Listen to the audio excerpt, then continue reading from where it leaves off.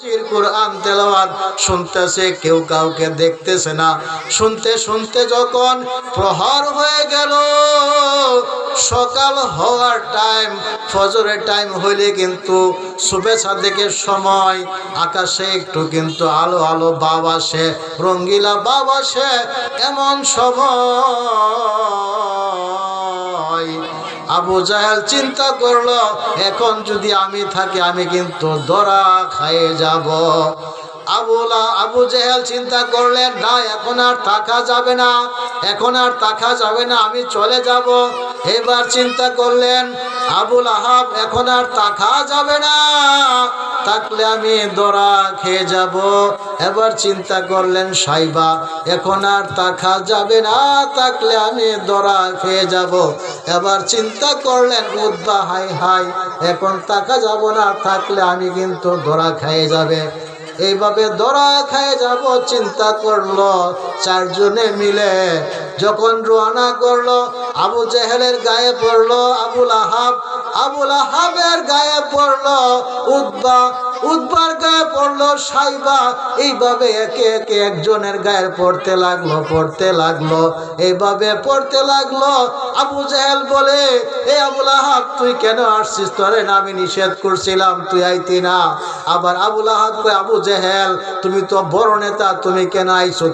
তুমিও তো নিষেধ করছিলে, আইতা না। এভাবে আবুল জাহেল এইভাবে তর্ক শুরু করলো। এইভাবে ওইদিকে সাইবা বলল, উদ্বা, তুই আইলে কেন? তোরে তো আমি নিষেধ করছিলাম। তুমি আইছো কেন? তোমাকে তো নিষেধ করা হয়েছে।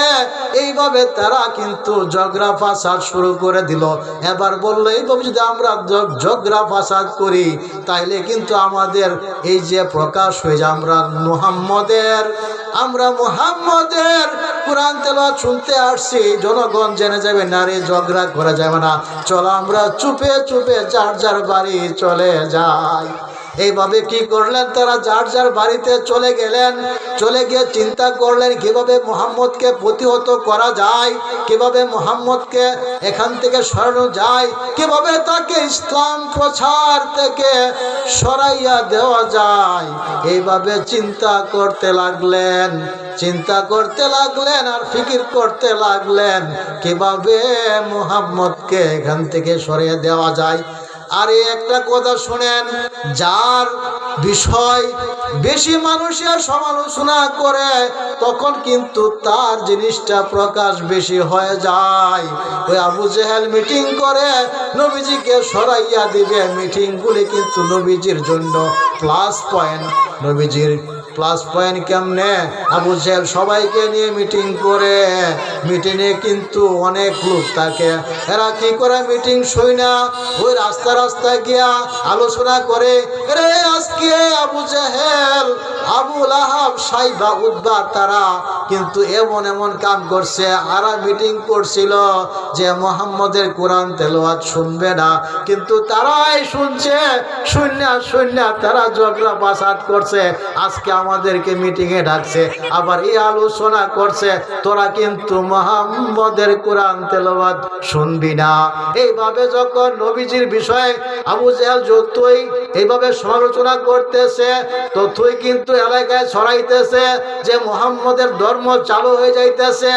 আসলে দেখেন না কি, তারা বদনাম করছে নবীজিকে প্রতিহিত করার জন্য, কিন্তু এই বদনামে, এই প্রচারে সারা মক্কা নগরে প্রচার হয়ে গেছে।